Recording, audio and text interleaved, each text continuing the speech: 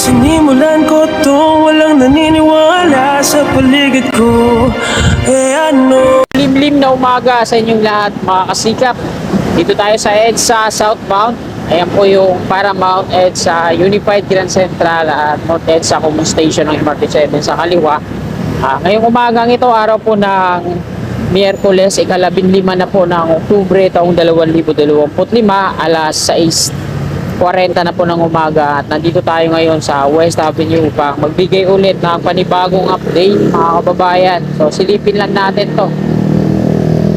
Patungo ako sa work ko ngayon, on the way sa akin, kaya ikutan lang natin to at ipakita ako sa inyo yung latest na progreso nila dito sa MRT7 Elevated Turnback Guideway. Dahil nga po maaga pa, tiyak nandito yan sila, nag-meeting. Ayan.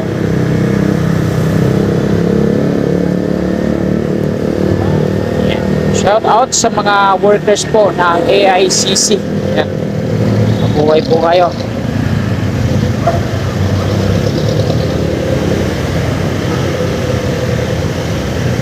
Isa po ito sa mga proyekto ng gobyerno natin, pangmasa, makakatulong ng malaki. So medyo dismayado lang ako sa iba nating mga infrastructure ngayon sa panahon ni Bongbong Marcos na talagang tenga. Kagaya nga po sa nabalita ngayon sa telebisyon na hindi na may stop yung construction ng NCR North-South Commuter Railway. Hindi didire-diretso yung pagbubukas sa 2028, mangilan-ilan lang siguro, no? Dahil nga po sa problema sa right of way. Ayan. Alam niyo mga kasikap, yung sa right of way kasi gobyerno po ang bumibili ng mga lupa na tatamaan, tapos DPWH naman yung nagbabayad sa mga kabahayan na apektado.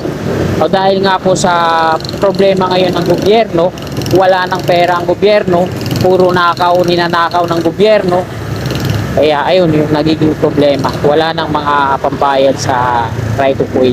Lagi na lang ganun, pag ini-interview sila, gagawa ng paraan hanggang sa matatapos na lang tong termino ni Bongbong Marcos, gagawa ng paraan. Tenga. Kaya maraming mga infrastructure ngayon na hindi nagtutuloy-tuloy na pangmasa sana. Kagaya ng NCR, talagang napakalaking tulong yan. Mantakin mo yung phase 1, mula yan dito sa Tutuban hanggang Malolos. Diyan sa may Valenzuela, patungong Tutuban, wala, tenga. Kasi nga dyan sa problema sa right of way, walang pera ng gobyerno. Ayun lang ang sana yung papel nila, kasi ang nagpondo dyan, PPP, Japan yung nagpondo dyan at gagawa ng infrastructure. Ang sa gobyerno lang yung dadaanan mismo ng project, kaso wala ng pera ang gobyerno pagpili ng right of way. Yung panahon ni Duterte mga kababayan, di makapalagyan yung mga tatamaan ng project, mga kabahayan. Pag sinabing umalis kayo dyan, bayaran, okay na. Kita nyo naman yung sa NLEX connector, diba? Simula Sitri Caloocan, napakabilis nilang matapos hanggang Espanya. Kasi may mga na-interview ako doon ng mga homeowner, sabi nila naghihiring-hiring pa sa korte pero dinidemolish na yung bahay nila. Ganun kabilis nung panahon ni Duterte. Ngayon wala, kasi walang tiyak na pambayad. So mga kasikap, balik tayo dito sa ating update. Dito na, malinis na tong column na to, fair na to, at ito na nga, tinanggalan na ng round concrete form. Sa dulo, sa may examiner, lalagyan na nila ng yung mga I-beam support para sa pagbuo ng pier head. Ito naman yung iba, dinidismantle na. Marami na yung mga na dinidismantle dito. O, papatak na rin yung ulan. Ganito kadilim yung umaga ng alas 6. Kapagsak na yung ulan. Grabe talaga yung nangyayari sa Pilipinas. Ngayon lang naglabasan tong mga kawatan na to sa gobyerno, panahon ni Bongbong Marcos. Pasensya na sa mga maka-BBM, sa mga kasikap nating maka-BBM. Pasensya na sa inyong lahat. Pero hindi talaga ako tuwang-tuwa sa pamumuno ni BBM ngayong sa admin niyan. Daming naglabasan. Tapos nung in-interview siya, sabi niya ano nangyari sa gobyerno natin. Dapat mo bang sabihin yun kung ikaw yung leader?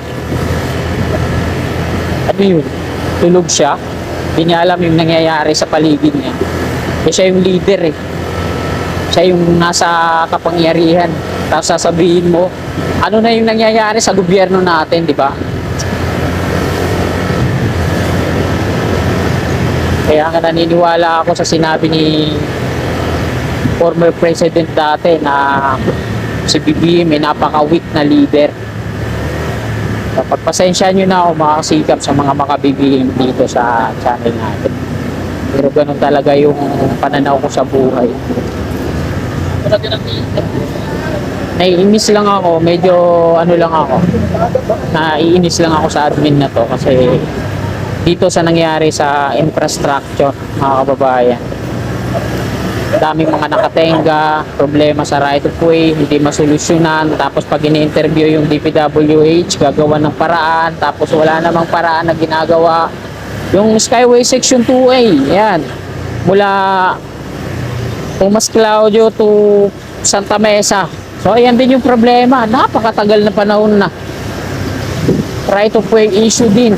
At yung LRT1 extension patungong patungong New Bacoor, nagdagdag sila ng ng isa pang stasyon na gagawin doon, yung ano ba yon, yung Talaba Station.